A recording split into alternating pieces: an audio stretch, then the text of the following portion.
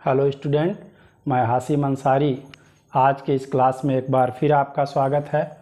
आज हम लोग अम्लीय वर्षा यानी एसिड रेन के विषय में चर्चा करने वाले हैं कि अम्लीय वर्षा क्या होता है, इसका क्या कारण है और इसका क्या परिणाम है। ठीक है, ये देखिएगा, इन्वायरमेंट का एक महत्वपूर्ण चैप्टर होता है और ये साइंस को भी कवर करता है और इसमें लगभग सभी कॉम्पिटिटिव एग्ज़ाम से इससे क्वेश्चन पूछे जाते हैं। तो आइए हम शुरू करते हैं। पहली चीज़ देखा जाए कि अम्ल जो होते हैं उसमें हमेशा H आयन प्रेजेंट होता है और किसी भी पदार्थ के अम्लीयता अथवा क्षारीयता का मापन pH के आधार पर किया जाता है। अगर pH बराबर 7 है तो वह वस्तु उदासीन होगी, न्यूट्रल होगी, और अगर pH जो होगा ये 7 से कम है, ठीक है, अगर किसी वस्तु का या किसी पदार्थ का pH 7 से कम है तो वह अम्लीय होगा, और अगर pH का मान 7 से अधिक है तो वह वस्तु क्षारीय होगी। तो अगर pH 7 है तो उदासीन का मतलब न तो अम्लीय होगी और न ही क्षारीय होगी, और pH 7 से कम है तो वह पदार्थ अम्लीय होगा, और अगर किसी पदार्थ का pH 7 से अधिक है तो वो क्षारीय होगा। जैसे ब्लड का pH 7.4 होता है तो इसको हम कह सकते हैं कि ये हल्का क्षारीय है। ठीक है, और नींबू जो होता है उसका pH लगभग 2.5-3 होता है। तो कहने का अर्थ यह है कि जो पदार्थ जितना अधिक खट्टा होता है उसका pH मान उतना ही कम होता है। ठीक है, अब इसके बाद हम लोग देखेंगे कि अम्लीय वर्षा किन क्षेत्रों में होती है और इसका क्या कारण है। तो अम्लीय वर्षा मुख्य रूप से औद्योगिकृत क्षेत्र में होती है, जहां पर बड़े बड़े उद्योग होते हैं, कल कारखाने स्थापित किए जाते हैं, उनकी चिमनियों से जो धुआं निकलता है, औद्योगिकृत क्षेत्रों में उद्योगों की चिमनियों से जो धुआं निकलता है उस धुएं में देखिएगा सल्फर डाइऑक्साइड SO3, इसको कहते हैं sulphur dioxide SO2, sulphur dioxide. ठीक है, ये सल्फर डाइऑक्साइड होती है इन धुओं में जो चिमनियों से निकलती है, और ये सल्फर डाइऑक्साइड वायुमंडल में जो ऑक्सीजन गैस O2 पाई जाती है इससे ये अभिक्रिया कर लेती है, और अभिक्रिया करने के बाद ऑक्सीजन से सल्फर डाइऑक्साइड ये सल्फर ट्राइऑक्साइड बनाती है SO3, सल्फर ट्राइऑक्साइड।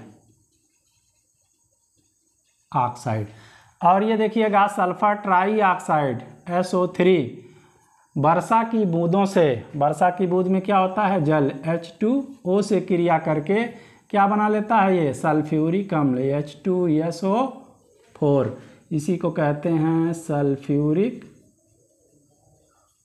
एसिड। ठीक है, ये सल्फर ट्राइऑक्साइड वर्षा की बूंदों से क्रिया करके क्या बना ले रहा, सल्फ्यूरिक अम्ल। अब देखिएगा, वर्षा के जिस जल में अम्ल की मात्रा अधिक होती है, वर्षा के जिस जल में अम्ल की मात्रा अधिक होती है उसी को अम्लीय वर्षा कहा जाता है। ये देखिए थोड़ा सा केमिस्ट्रिकल फार्मूले में है, अगर ये न समझ में आया हो तो आगे हम देखिए आसान भाषा में आपको बता रहे हैं। ये समीकरण आपको नहीं याद करने हैं, ये तो हमने समझने के लिए लिख दिया था। ठीक है, अब देखिएगा, हमने ये कहा कि कारखानों से जो धुएं होते हैं उस धुएं से कौन सी गैस निकलती है, SO2 गैस, इसको कहते हैं सल्फर डाइऑक्साइड। ठीक है, तो सल्फर डाइऑक्साइड जहाँ पे निकलेगी वहाँ पे कौन सा अम्ल बनेगा, H2SO4। कारखाने से सल्फर डाइऑक्साइड गैस निकली और इसे H2SO4 इसी को कहते हैं सल्फ्यूरिक अम्ल, सल्फ्यूरिक एसिड है। ठीक है। और जो मोटर गाड़ियां जो चलती हैं वहाँ उनके धुएं से मोटर गाड़ियां धुआं जो देती हैं उन धुओं में ये नाइट्रोजन के ऑक्साइड होते हैं, नाइट्रोजन के ऑक्साइड। और नाइट्रोजन के ऑक्साइड का जब जल से क्रिया होता है तो ये नाइट्रिक अम्ल बनाते हैं, HNO3, इसको कहते हैं नाइट्रिक अम्ल, नाइट्रिक अम्ल। ठीक है। हमने कहा कि वर्षा के जिस जल में अम्ल की मात्रा अधिक होगी उसी को हम कह देंगे अम्लीय वर्षा। और जिन क्षेत्रों में कारखाने अधिक होते हैं वहाँ पर सल्फर डाइऑक्साइड गैस का उत्सर्जन अधिक होता है और उन क्षेत्रों में सल्फ्यूरिक अम्ल बनेगा। और जहाँ पर मोटर गाड़ियाँ अधिक चलती हैं वहाँ पे नाइट्रोजन के ऑक्साइड पाए जाते हैं तो वहाँ पर नाइट्रिक अम्ल, यानी कि सल्फर डाइऑक्साइड यानी सल्फर सल्फ्यूरिक अम्ल, नाइट्रोजन के ऑक्साइड नाइट्रोजन नाइट्रिक अम्ल। ठीक है। और हमने कहा कि वर्षा के जिस जल में अम्ल की मात्रा अधिक होती है उसको कहते हैं अम्लीय वर्षा। और पूरे अम्ल का लगभग 70% सल्फ्यूरिक अम्ल होता है। और अम्लीय वर्षा में जो भी अम्ल होता है उसका लगभग 29% भाग नाइट्रिक अम्ल होता है। शेष क्या होते हैं देखिएगा, शेष जो हैं बचा मुख्य रूप से HCl हाइड्रोक्लोरिक अम्ल और कार्बोनिक अम्ल H2CO3, इसको कहते हैं हाइड्रोक्लोरिक अम्ल, H2CO3 को कहते हैं कार्बोनिक अम्ल। ये दोनों नगण्य मात्रा में पाए जाते हैं, यानी कि बहुत कम पाए जाते हैं। ठीक है। तो इस तरह से जो अम्लीय वर्षा होती है उसमें सल्फ्यूरिक अम्ल लगभग 70% होता है संपूर्ण अम्ल का और नाइट्रिक अम्ल लगभग 29% पाया जाता है। उसके बाद देखिएगा इसका क्या कारण होता है। ये तो हो गया। और भारत में देखिएगा अम्लीय वर्षा किस क्षेत्र में होती है, तो उत्तर भारत में देखिएगा यमुना नदी के बहाव क्षेत्र में, यमुना नदी के बहाव क्षेत्र में, यहाँ पे आपका मथुरा और आगरा में। ठीक है। मथुरा और आगरा में अधिक होती है। मथुरा में देखिएगा तेल शोधनशाला है और उससे जो सल्फर डाइऑक्साइड गैस निकलती है और उसके कारण ये आगरा स्थित ताजमहल पीला पड़ता जा रहा है। और ये सल्फर डाइऑक्साइड गैस जो होती है वो संगमरमर से क्रिया कर लेती है और उसका संक्षारण करती है। ठीक है। तो आगरा स्थित जो तेल रिफाइनरी है उससे निकलने वाले सल्फर डाइऑक्साइड गैस के कारण आगरा स्थित ताजमहल पीला पड़ता जा रहा है। अब देखिएगा इसके कारण क्या होते हैं। कारण में पहला कारण हम देखेंगे प्राकृतिक कारण। प्राकृतिक कारण। ठीक है। प्राकृतिक कारण में देखिएगा पहला ज्वालामुखी ले लेते हैं।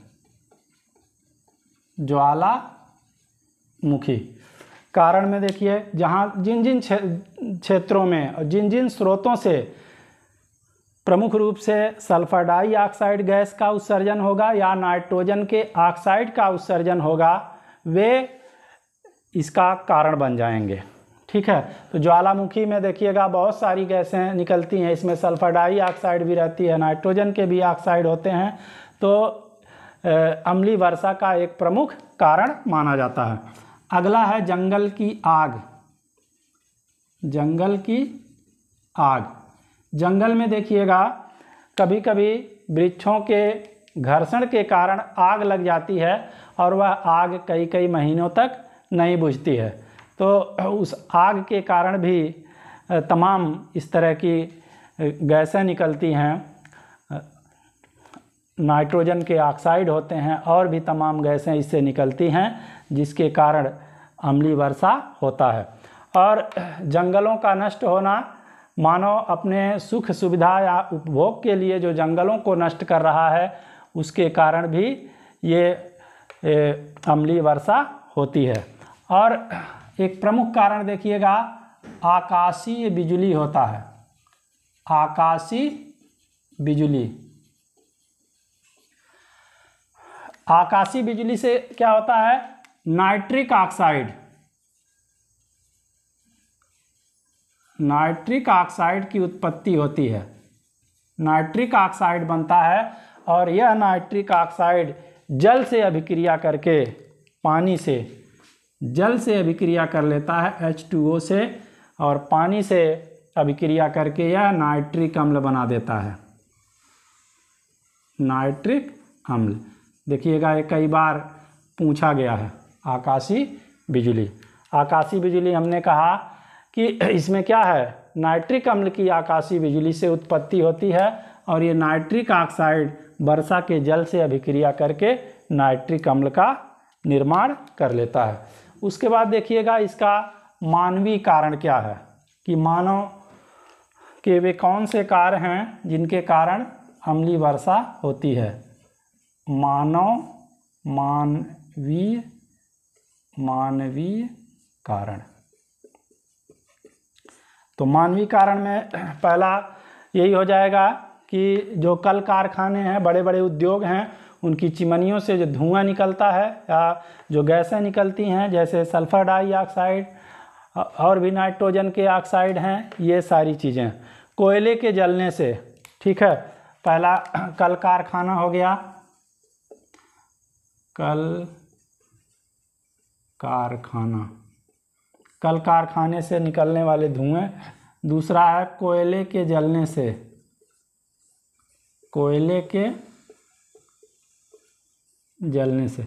देखिए जंगल में जो आग स्वतः लग जा रही है, जंगल की आग, तो उससे जो गैस निकलती हैं वही लगभग गैस कोयले के जलने से निकलती हैं।